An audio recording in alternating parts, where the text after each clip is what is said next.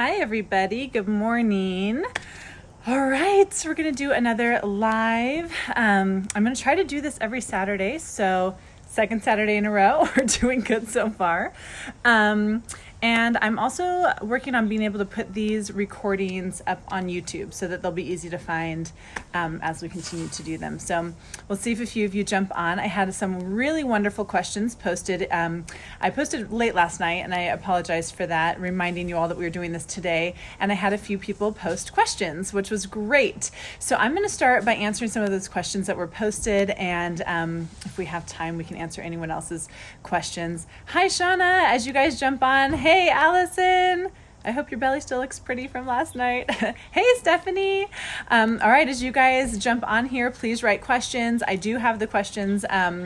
I might have to pop back and forth to make sure I answer all of them that were posted. I'm on my phone today, which makes it a little harder for me to see the questions. I should have written them down and I didn't.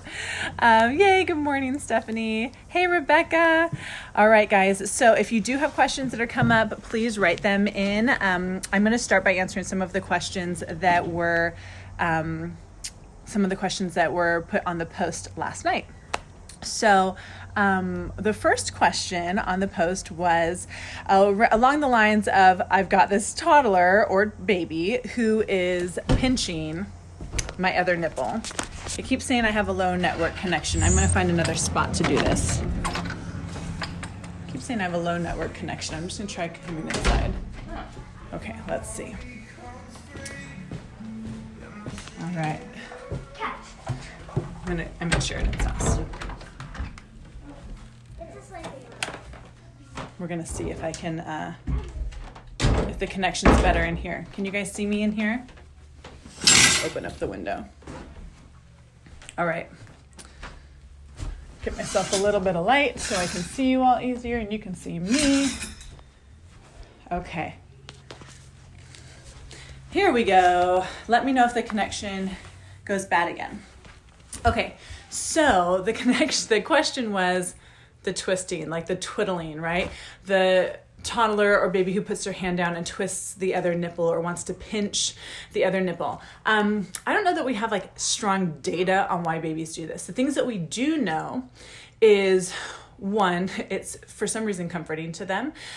We know that, babies like to have loveys sometimes, or children have things that they can work in their fingers. Some children are much more tactile than others, so some kids don't necessarily like that tactile stimulation, and some of them really want it and desire it, and it helps to calm them and soothe them. So it makes sense that like while they're here nursing, that they would find something that they could kind of rub or pinch that's calming. Two, we do believe that some of the messing with the other nipple is actually a way of increasing or stimulating milk supply. So when babies are going to go through a growth spurt, or when they are just growing or changing, sometimes they have this desire to pop back and forth and nurse a lot, or also stimulate the other nipple while they're nursing.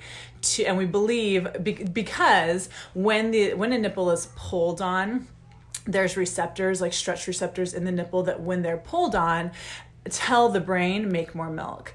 So we kind of make this assumption that like a child innately might know that, and therefore pull and twist the nipple to trigger the brain to make more milk. I also think that there's a certain element of, so when a baby, especially like a younger baby, is just learning, like they're just experimenting with tactile skills. Like let's say they've just learned how to open and close their hand and control it. Like let's say they're a few months old and they're learning like this control. Then a lot of times babies practice the new things that they're learning while they're breastfeeding. Breastfeeding is a safe place. They're next to mom, they can hear her heartbeat, they're warm, they feel cozy, and it's a really good time to practice skills. So we often see babies like doing really weird things, sometimes like gymnastics, right? Like they're kicking their legs up and spinning around, and they're doing all sorts of things with their hands, and they're picking at your face. And we think some of that is simply because they feel really safe. And they feel like now's a really good time to experiment with all these new skills that I have while I'm here at the breast. So as a mom, we basically have a decision to make. and this is what you need to ask yourself when it comes to the twisting and pulling and stuff, the pinching, is how tolerant am I of this behavior? Just a quick example between Sheridan and I. Sheridan, not tolerant of that behavior. She does not like it. It bothers her a lot. She feels really sensitive. The pinching and twisting is not okay. Like for her, it's a boundary for her body and for herself. So she has made that clear to her children. She simply will not let them do it. Hold their hand, give them something else in their hand, and sometimes it means almost a little bit of a wrestling match, like, no, I'm not going to let you do this. And holding firm and doing it in a calm way, not an aggressive mean, like, you can't do this, but I'm not going to let you do this. This is my body. I get to make a decision as to whether you're going to pinch it or you're going to twist it or you're going to pull it. And I don't want you to do that. So I'm creating a boundary around my body and I need you to respect it. And babies, even babies and little ones, can learn to do that and can learn, oh, mommy doesn't like it when I do that. I need to do something else with my hand. So you have to be consistent, because it's very confusing if a child is persistently putting the hand down the shirt and you're saying, no, I don't want you to do that. No, I don't want you to do that. And finally you're like, oh, whatever, go ahead. Because I know if your hand's down my shirt, you'll fall asleep faster. So whatever, just do it. That tells the child all you have to do is be really persistent and you're going to get what you want. And so that can be really confusing. A firm boundary has to be set if you decide that that's not something that you want done, and you have to stick with it, even when it means it's annoying, or even when it means your baby stays awake longer because they can't twist your nipple to help them fall asleep, or whatever it might be. So creating a firm boundary around it, deciding what that is for yourself, and not feeling guilty about that either, because you have to remember, we as parenting, we are training our children in ways that we want them to behave as adults too. So creating a boundary around your own body is really okay to do, because we're teaching our children, you get to create boundaries around your body too. Guess what, daughter? When you're 16 and some boy wants to touch you and you don't want him to, you tell him no, because I was able to say, this is what it looks like to create a boundary. And so it's an okay thing to create that boundary for your children if it's not a behavior that you like or you want have done to your body. Now, I'll tell you on the flip side, it doesn't bother me that much. It bothers me sometimes, but not that much. So Wesley puts his hand on my shirt for the last almost 2 years, and we'll like rub and we'll hold on to my nipple, and sometimes it's a little embarrassing, so we'll be in public and whoop, the other hand's down the shirt, and I'm like, oh, not right now, because he's like trying to pull my boob out. But for the most part, it doesn't bother me very much. So lately, I find that when I'm on my period, it really bothers me. My nipples are more sensitive, or there's times when I'm like, oh, this is really bothersome, and there's times where I feel like, oh, I wish I didn't let him do this, because right now, if I decide to create that boundary, I have to stay firm in it and decide, like, you don't get to do this ever, because it's very confusing to go back and forth. So I think you have to decide as a parent how you feel about it. Know that it is completely normal behavior. It's not abnormal. It's not something to be worried about. It's not something that you're alone in. I would say almost every woman I talk to who's nursing like 1 to 2 year old has this, like, why are they twisting my nipple thing? So that tells me it's really a normal expected behavior for children, and it's not something to be concerned about or worried about. You just have to decide how you feel about it, and then what your next step is going to be. Maybe offering something for them to a lovey, like a little stuffed animal. Sometimes those blankets that have like the silk edge, that can be really, really soft. You guys know, I like nursed my older 2 till they were 4. So like 4-year-olds, like full language, full conversation. And I would ask them, why do you guys like to put your hand down my shirt? Because even once they were weaned, they would come and sit and they'd want to put their hand down my shirt. And my daughter's response was, Mom, your nunnies just feel so soft. And I'm like, you're right. They do feel so soft. And so she's just like, they feel soft and they're nice to touch. And I'm like, well, can't blame them. So I think you just have to decide what that looks like for you.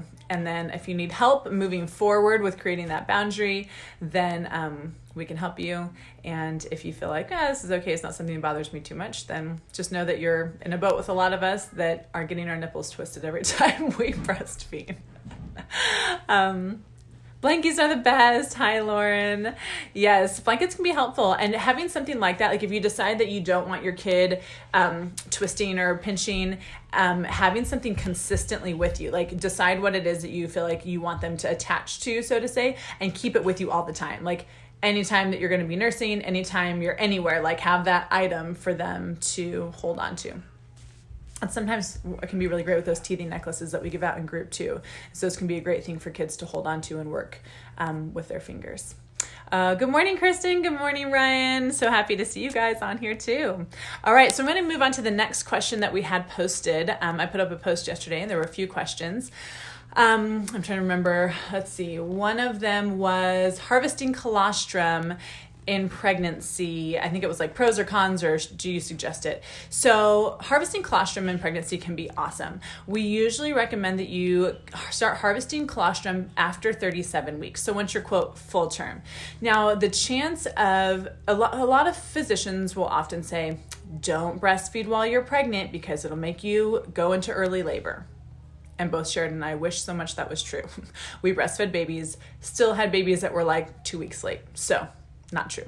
But what is true is that if your body is ready for labor and the receptors on your uterus, there's oxytocin receptors on your uterus that have to be activated. And once they're awake and ready, then they are sensitive to oxytocin, and oxytocin release can cause you to have a contraction. So if those receptors are not activated and ready, then it doesn't matter how much breastfeeding you do, you're not going to stimulate your body to go into labor. So when it comes to harvesting colostrum, meaning like hand expressing and getting those drops of colostrum and saving them, we usually say after 37 weeks, go for it. Massage, hand express. I wouldn't do it a ton just because it's time consuming and you don't necessarily need to be spending all day harvesting colostrum, but a little bit every day would be fine. And then if and when your body's receptors for your uterus are like ready and your body's ready to go into labor, there's a small chance that breast stimulation would help your contractions along. It's not going to cause you to go into labor unless your body is already ready to go into labor. So it's a great thing to do. Harvesting colostrum is especially wonderful if you're diabetic. A lot of times babies of diabetic mothers, when they're first born, we really watch their blood sugar closely because we're very, very worried about them having a hard time stabilizing their own blood sugar. So a lot of supplementation with formula happens for diabetic mommies for their babies, because if the baby has any dip in blood sugar, it's the first thing we do is give them formula. So if you're a diabetic mom and you can come in with colostrum, even just this much, few mLs of colostrum, then if that moment presents itself where they're like, oh, this baby's blood sugar's dropping, we need to supplement with something, you say, oh, I've got my milk right here. And of course, we're going to be breastfeeding them, but a lot of times in the hospital, if there's an actual blood sugar problem, they want to see it go in. And babies, when they're first born, have a really hard time moving colostrum for the first day. So we would be doing a lot of hand expressing, squeezing colostrum into a spoon, putting it in the baby's mouth. But if you had harvested colostrum already, you'd be good to go, and you'd use that as supplementation. So we absolutely think it's great and fine and safe and wonderful to do, especially if you're worried about supply. The one thing I would caution you to is if you harvest a lot of colostrum, you may be tempted when the baby's born to give it, as opposed to getting the baby on the breast all the time. So you've got the baby on the breast is what's going to help you have your milk supply, right? We actually have data that shows when the baby is on the breast or the breasts are stimulated and the milk is moved the first hour after delivery, it correlates to 133% more milk at 6 weeks than if you don't massage and stimulate and nurse the baby that first hour. So if you have all this harvested colostrum and the first hour after birth, you're just giving the colostrum you've already harvested and you're not stimulating your own breast and you're not putting your baby on your chest, that would be a potential risk, so to say. Your baby's getting fed great, but what about you? So we want to make sure that you're stimulated well after delivery and that you would have that harvested colostrum as a just in case they said at the hospital, we need to supplement, and you could say, hold on, you're not going to supplement with formula, you're supplementing with my milk. The other thing to keep in mind if a situation presents itself like that is if you have a sister or a close friend who's had a baby around the same time, being able to supplement with another mommy's milk can sometimes be an option as well. So I hope that answered the question. I think that was Allison's question. So don't give the colostrum What'd you say, Lauren? How do you give it to the newborn? So you could give it to the newborn. There's lots of ways to give colostrum to newborn, never in a bottle. We want to give colostrum either in a spoon, which I might seem silly, but we can drop it in a tiny little cup if we have enough that we could put in like a shot glass size cup. We also will use a syringe most of the time. So we'll take a little syringe, it doesn't have a needle on it, but just a syringe like you would give medicine, like kids medicine syringe, and suck up some of that colostrum. Sometimes we'll put our finger in the baby's mouth, allow them to suck on our finger, then slide the syringe alongside our finger and give them little bits of colostrum that way. So giving it to them with a syringe or a spoon or a cup, never in a bottle. We try to really stick like far away from giving any supplementation in a bottle, even if it's formula in the hospital for some reason. Never in a bottle if you're really working on preserving the breastfeeding relationship. Hey, Jessica. All right. I think I'm trying to remember what the other questions were. There was a question about, it was either nursing while pregnant or tandem feeding. I think Berlin had asked. Yeah, good to know for the next baby. Yeah, these are little nuggets you just tuck inside for when you get pregnant again.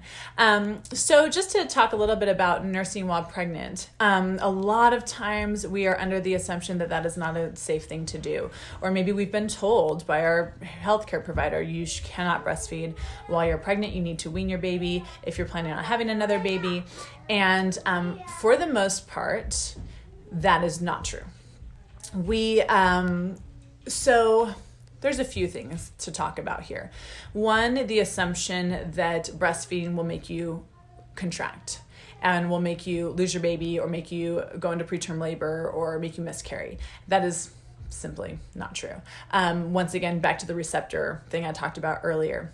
Unless your body is already ready to go into labor, which maybe you're already ready to go into preterm labor, potentially there could be an added effect, but making your body go into labor, no.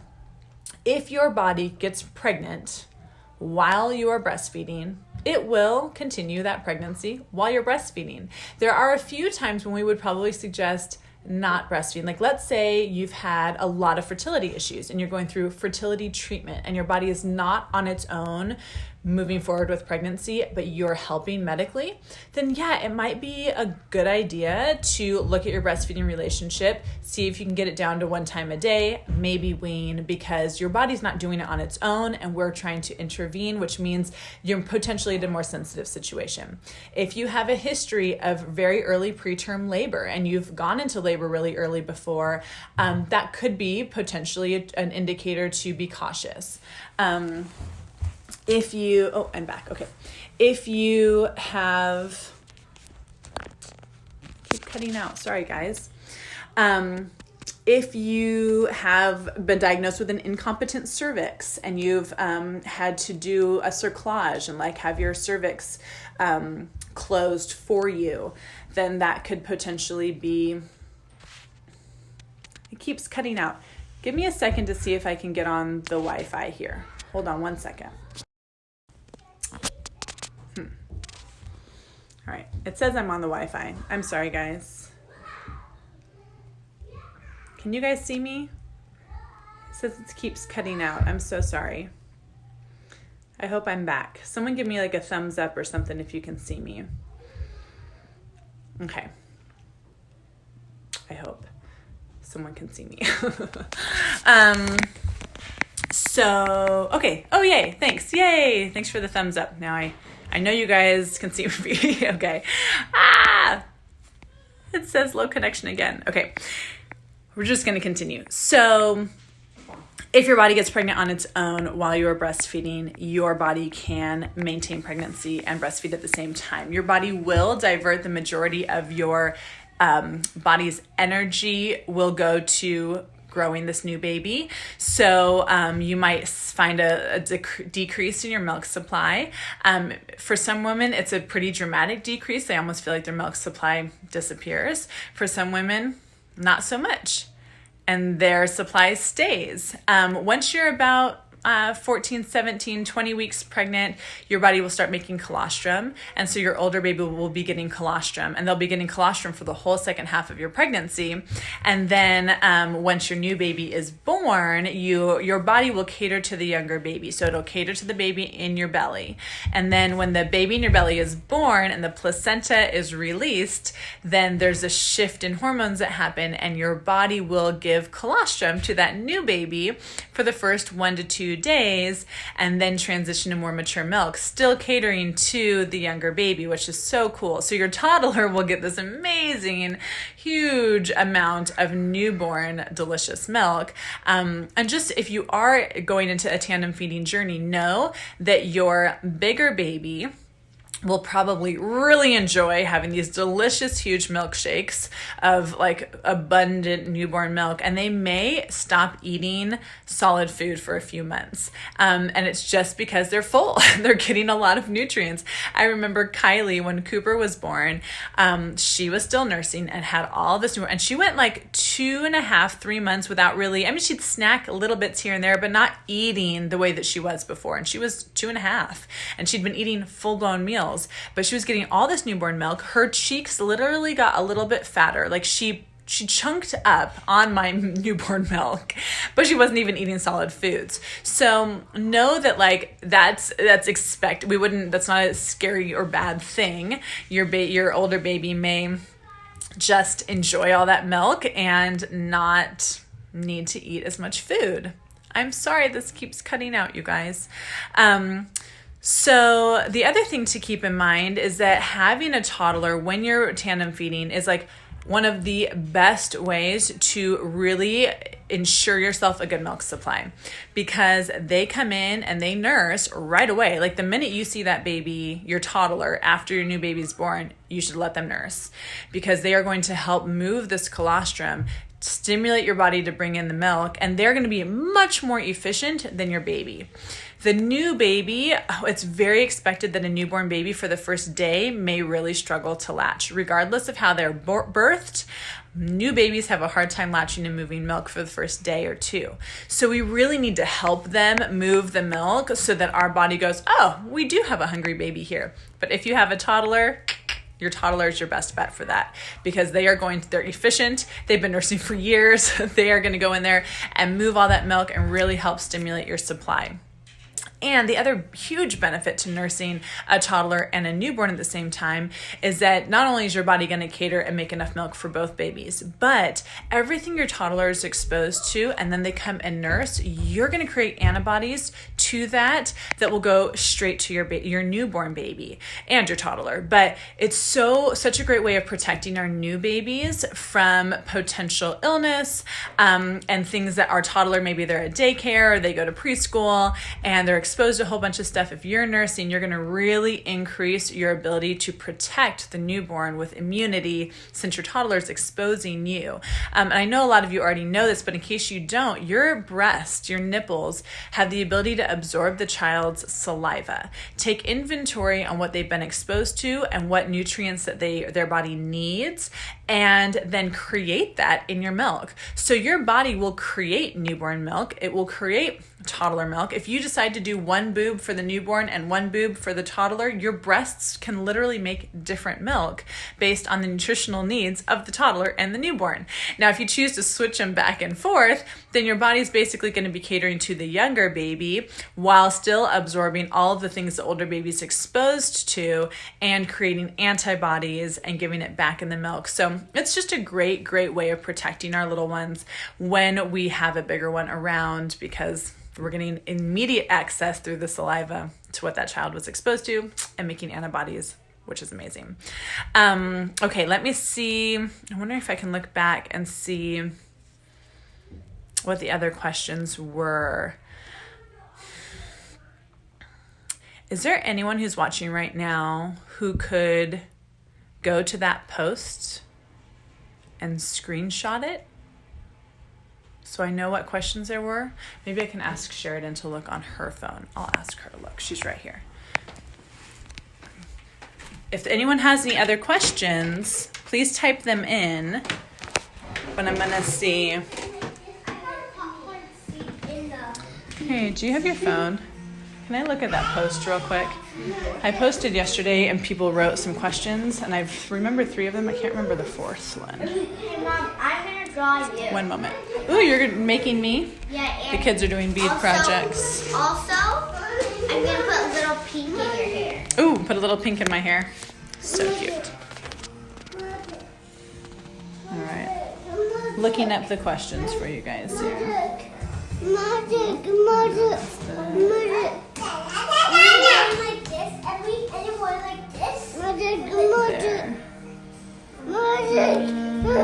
Yeah, we talked about that. Tandem nursing, okay. How often should you nurse, okay. And you guys are pumping when you're with the baby 24/7. Okay, got it. Do you want to nurse while Mommy does her video? What's wrong? Okay. You're going to have a snack. Okay, Wes, have a snack. Sorry. And you'll hear Wesley crying in the background. Okay. So, the 2 questions I missed. 1, how do you pump when you're with the baby 24/7? And 2, how often should a 1-year-old be nursing? So, both interesting questions and good questions. The first, how do you pump when you're with your baby 24/7? My first question to the video is super lagged, so it's behind a bit. Oh, Rebecca, I'm so sorry. How frustrating. Is it still behind? I'm sorry, guys. I don't know why I'm having internet issues. I'm on Wi-Fi and I'm sitting right next to it. Okay, sorry. Hopefully the recording will not be quite so lagged behind. Okay, so the question of how do you pump when you're with the baby 24/7? My question to that mommy would be, why is it that you need to pump? So the question is, why pumping? My network connection. I'm so sorry, guys. Okay, so my question would be, why are you pumping? If you are with the baby 24/7, then in an ideal situation, you'd be giving access to the baby. I'm going to try turning off my Wi-Fi. Hold on one second.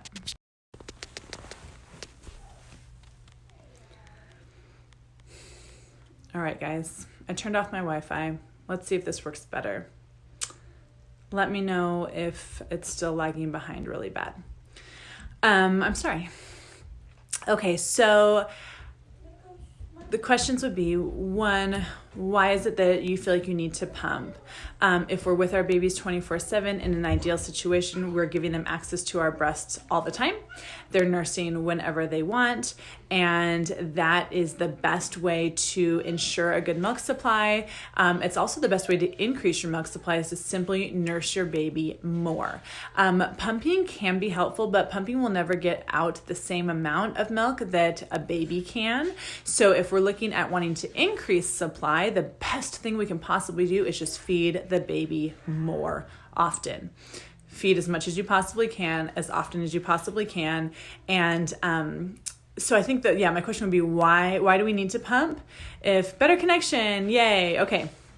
Hopefully it will stay this way. When do you pump when you're with the baby 24/7? My question would be, why pumping? A lot of times we have this assumption that we have to pump as a breastfeeding mom, but if you're with your baby and you're not going to be physically away from your baby for more than 3 or 4 hours at a time, you don't need to pump.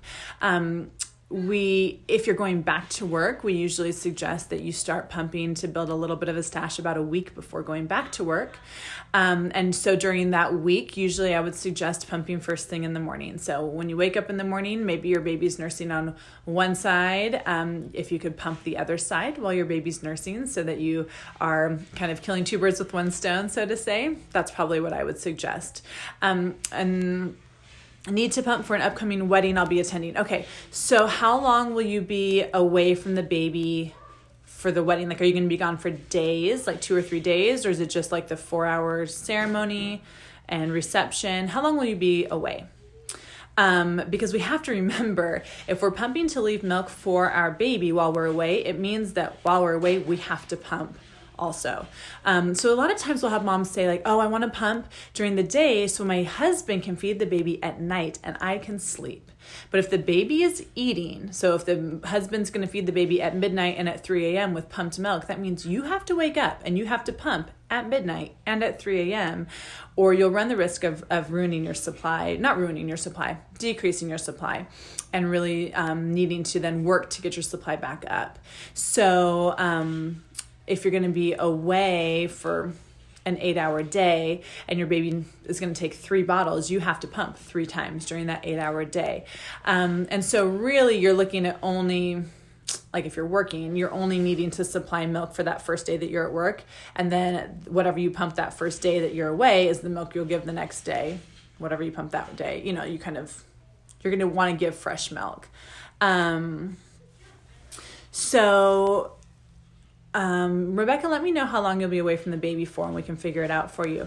But another great way of collecting some milk while you're with your baby 24/7 is using a passive pump like a Haka. I know a lot of you are familiar with a Haka, but if you're not, it's so we consider like a passive pump. It is not active. It's not going to pull a ton of milk, but it kind of looks like a little hand grenade.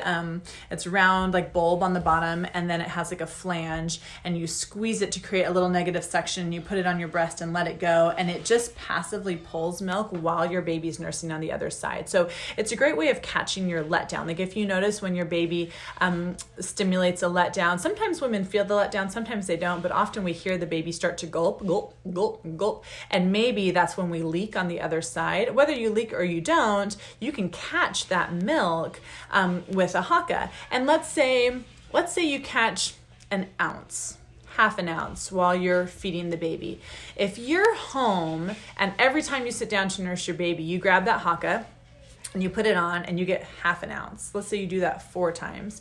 Then we're talking 2 ounces by the end of the day. And what I would do, honestly, I'd take the Haka, I'd catch that little bit of milk, I'd put the whole thing in the refrigerator.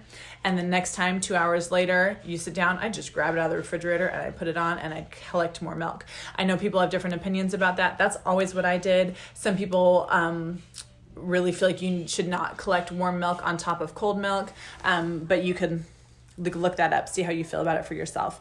But that's what I did with my hand pump. That's the other option if you're with your baby 24/7 and you need to collect some milk, is just get a hand pump. And every time you sit down to feed, not every time, 3-4 times a day when you sit down to nurse your baby, put the hand pump on the other side and catch that letdown. Maybe it's an ounce that you're able to get. By the end of the day, you have 3 ounces, let's say. You throw it in your freezer, you're good to go. And let's say you only pump for 5 minutes and you catch an ounce or half an ounce, and your baby is nursing over here. Maybe they are used to nursing on both sides and you're like, oh my gosh, I just pumped this side. Maybe I caught more than an ounce. Like, is my baby even going to have anything to drink over here? Yes, there are still tons of milk available. So you always can pump and then feed your baby right away on that same side. By pumping doesn't mean you now can't feed the baby on that side. So your breast always is making milk, always, and the baby can get a lot more of the deeper milk than a pump can. So you can, like, let's say you woke up in the morning and you'd fed the baby at 1 a.m., at 3 a.m., at 5 a.m., and now you're waking up at 7 for your day and the baby's still sleeping and your boobs feel kind of full. So you're like, you know what, I'm going to pump real quick because my boobs feel full. I feel like I could totally nurse, but the baby's still sleeping. I'm not going to wake up the baby. I'm just going to pump. And so let's say you're 10 minutes into pumping. You've caught 4 ounces, 2 on each side, and then your baby wakes up. Some moms would feel like, oh, crud, I just pumped. There's no more milk for the baby. Oh my gosh, now what do I do? Do I give them the milk I just pumped? No.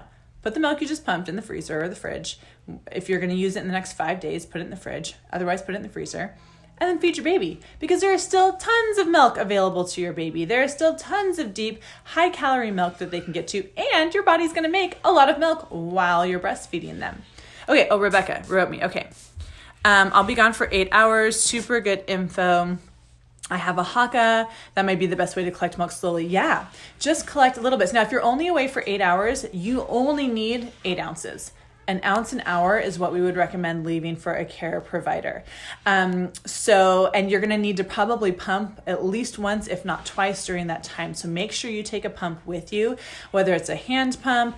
I know I've been in a couple situations where I was away from my babies longer than I expected, didn't have a pump. And I will tell you what I did. I went to the bathroom and I leaned over the sink and I hand expressed milk into the sink until my boobs felt like they weren't going to explode, and continued along with my day. So you could also do that if you needed to. You just don't want to get mastitis in this 8-hour day because you didn't take 10 minutes to go pump. So make sure you take time to pump. Make sure you put breast pads in case you're going to leak. I was in my sister's wedding when my son was, she got married in October, June, July, August, September, October, like 4 months old. And so my boobs were making tons of milk. Of course, I was in a dress that was hard to nurse in. It was one of those like, wow. And I had to take a few times where like sneak away and like undress and feed him. But I'll tell you, for me, I have tiny boobs, like less than an A cup breast. Having nice, like full of milk boobs made my dress look amazing and my boobs look amazing. So I left them kind of full for the ceremony and reception, full disclosure, because I wanted my boobs to look good in my dress. You know, the perks of being a breastfeeding mom. So anyways, you only need to gather like maybe 10 ounces at the most, 8 to 10 ounces if you're gone for an 8-hour time. And then just make sure you have a way of pumping while you're away. But yeah, you don't need to collect too much.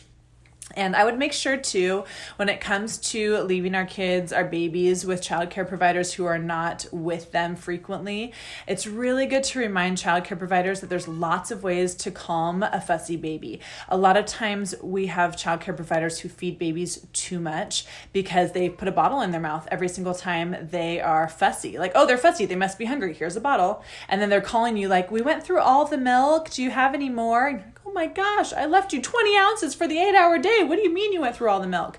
So reminding your childcare provider that is all the milk that baby needs for 8 hours is maybe 10 ounces, 8 to 10 ounces. And they need to like divvy that up. And then they have to find other ways of calming the baby. If the baby's upset and mad that they aren't with mommy, which they probably will be, then your care provider needs to have a carrier where they can walk them and bounce them and sing to them and shush them. Maybe a pacifier if they take one. If not, that's fine.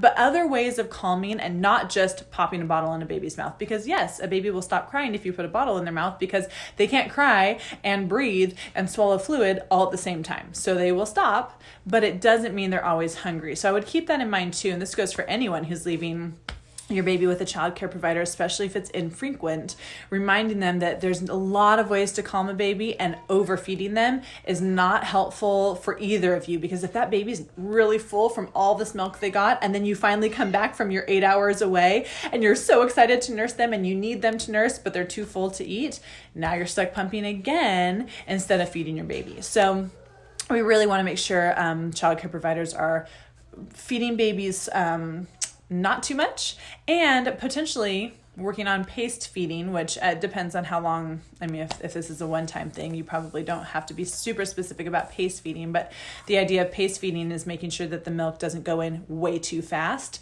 that we feed with a bottle kind of perpendicular to the baby's mouth, so they have to really work to move the milk, and it's more like the breast, and then making them take little breaks, like they suck and swallow a little bit and take a little break, and not just pouring in the 2 or 3 ounces like in one go. So child care providers who pace feed tend to not overfeed babies and tend to give about an ounce an hour. So anyways, hopefully that's helpful, Rebecca. Let me know if you have any other questions. Okay, so there was one other question on our post from earlier that was, how often should a 1-year-old be nursing? Oh, what a challenging question that is. And the reason it's challenging is because it's really different for every 1-year-old. We have a lot of interesting expectations here in America that our babies, especially once they're 1, should somehow not need to nurse as much. And we even have people say like, oh, well, your baby's about 1, so you're done breastfeeding, right? Which is common here, but if you look at the world, that's a very uncommon assumption. When we look at like anthropologically speaking, or the way we believed humans were actually designed, we believe humans were designed to breastfeed for anywhere from 4 to 7 years old, not months. 4 to 7 years old. One of the reasons we believe that is because most mammals nurse until their baby teeth are gone and their adult teeth come in. And for human beings, our humans start to lose their baby teeth between 5, 6, 7 years old. And that's when their adult teeth tend to come in. So we believe that that's one indication that children really benefit from breast milk until that age. Another indication is that a child's immune system is not fully functioning on its own till about the age 3.5 or 4. So we do know that that's really beneficial for them to get that immune boost from mommies until they're at least 3.5 or 4 years old, because their own immune system is not fully functioning until then. So to think that our babies don't need or shouldn't want or shouldn't need breast milk past 1, or that it should be decreased, is kind of it's an American assumption, not a worldwide assumption. It's our cultural assumption. And that's because we are not a breastfeeding culture here. We are a formula feeding culture still, unfortunately. And a formula feeding culture says you only give formula for 1 year, and once a baby turns 1, you give cow's milk. And the reason for that is not because formula is not healthy past 1, it's because it's expensive. And most parents don't want to continue buying expensive formula past 1. So my kid hits 1 year old, I can start doing cow's milk instead. Fabulous. That's what I'm going to do. And it's a way, like you see this now. I don't know how many of you get these. I bought an outfit when I was pregnant with Wesley, and they wanted my email for my reward points or whatever it was. And I asked them specifically, are you guys, I don't want any advertising. I don't want this sent to me. Like, I don't want to be on some advertising list. Oh, no, we don't advertise. We just keep you updated on your points or whatever. We don't sell your email feeding benefits past 1 year of age. So think about it like this. Let's say you have a 1.5-year-old or a 2-year-old who's gotten really picky about what they're eating, which, by the way, is common. Let's talk about that for a brief moment. If you have a picky child who's picky when they're eating, please know that that is perfectly developmentally normal, and they will grow out of it. So do not label them as a picky kid. What we believe anthropologically is that children, once they were mobile enough to, let's say, climb a tree and get a fruit or a berry that could potentially poison them. So let's say once they're 2 and they don't have the ability to say this is a safe berry and this is a not safe berry, that children naturally internally have a mechanism that says, I'm not going to try a lot of new things. I'm only going to eat things that are familiar to me. I'm only going to eat things that my mom hands me. I'm going to be picky about what I eat. And it's protective, because babies thousands of years ago could have poisoned themselves and died by wandering off, climbing a tree, picking something they shouldn't eat. So kids go through this really picky phase where they will only eat things that look super familiar. And then as they get older, 4 years old, 5 years old, 6 years old, and they could potentially determine, oh, that's safe, that's not safe. They could be taught these things. Children's palates expand again. They get really interested in a lot of foods. So continue offering your children a lot of different foods, even if they seem picky in these toddler years, because it is just developmental. And what we want to avoid doing is labeling our child, oh, I have such a picky eater, or talking to other people around your child like, oh my gosh, do you guys have chicken nuggets? It's the only thing my kid will eat. He's such a picky eater.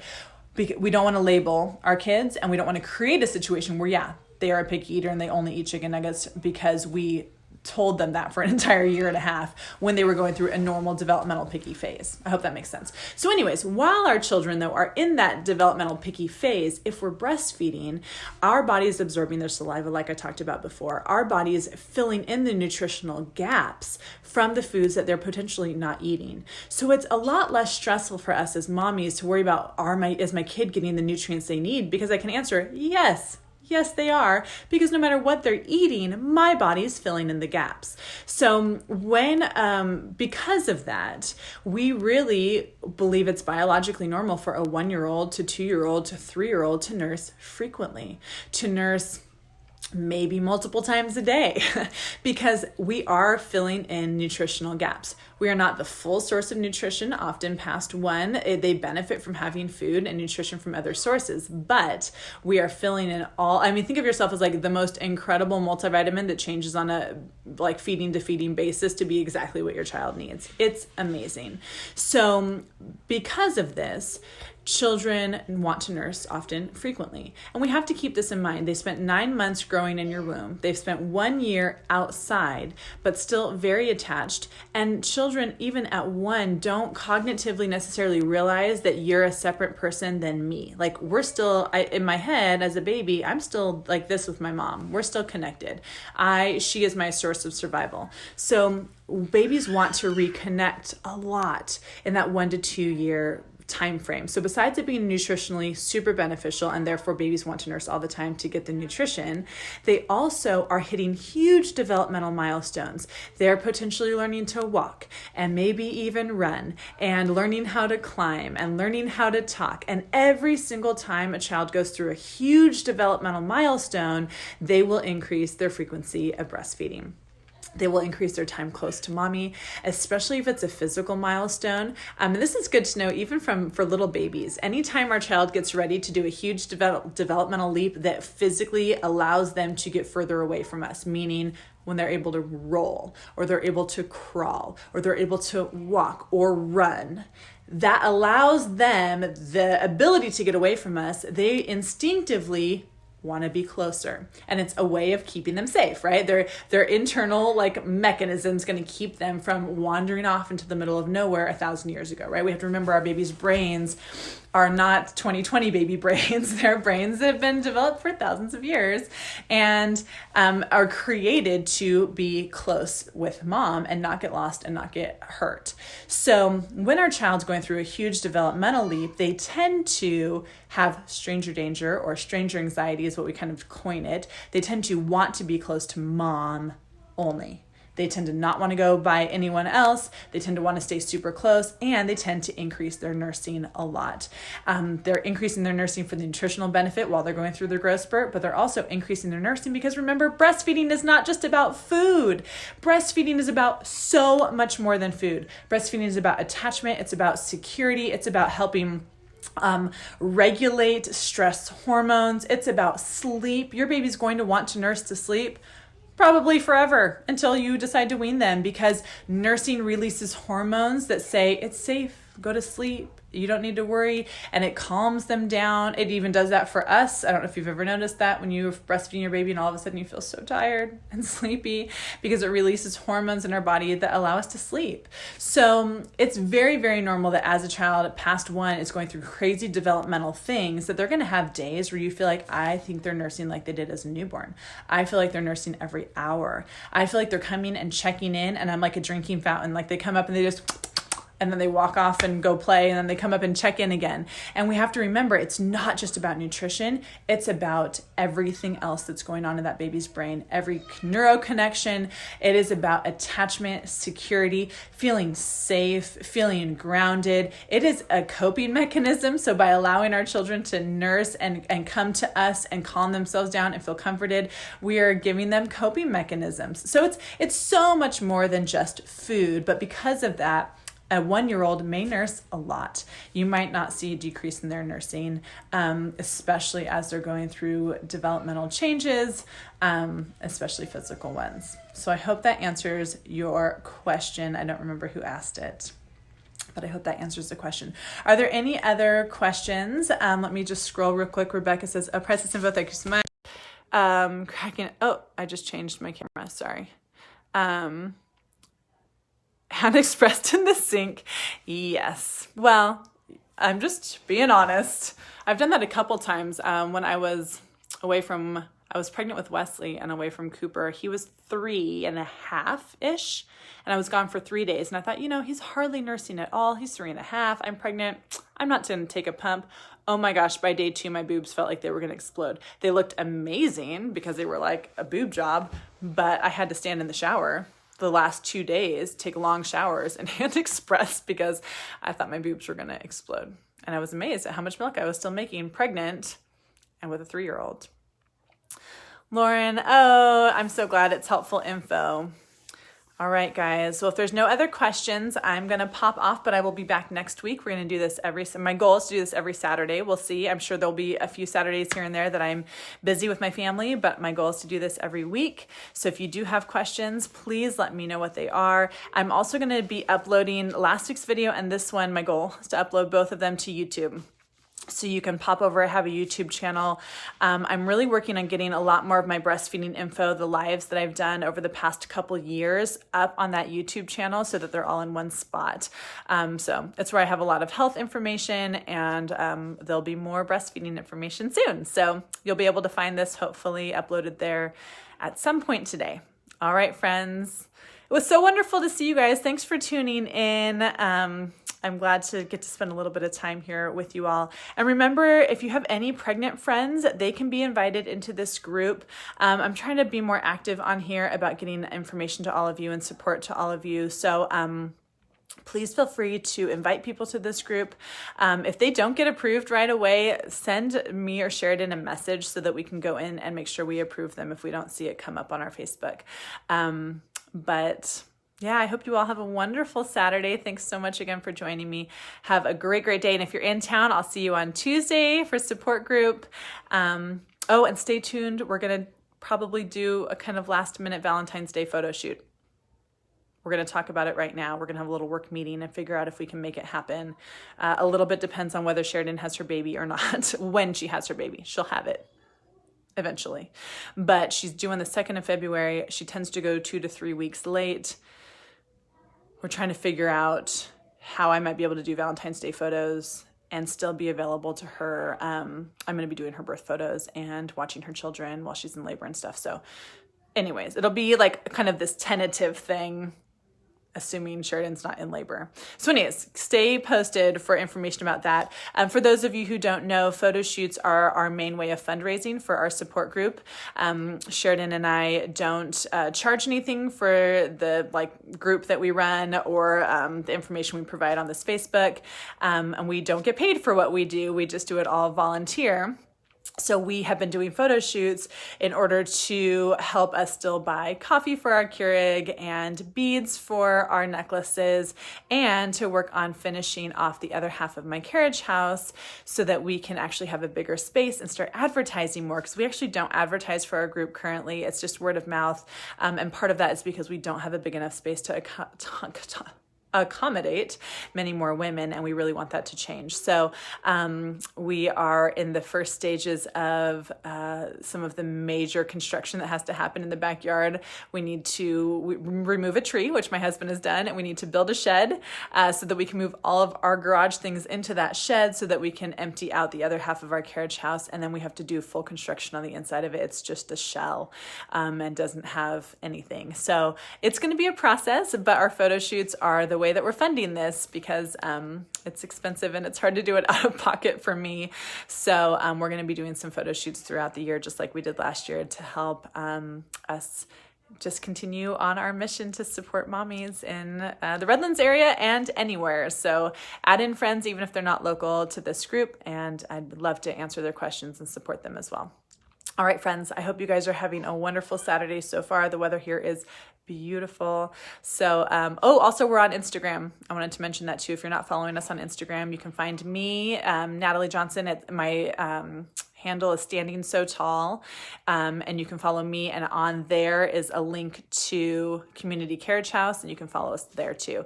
I don't post as much there as I should, but I'm really hoping to increase that this year too. So there'll be information on Instagram and on Facebook when it comes to the photo shoots and stuff coming up. So anyways, all right, friends, have a wonderful day. I will talk to you guys later. Bye.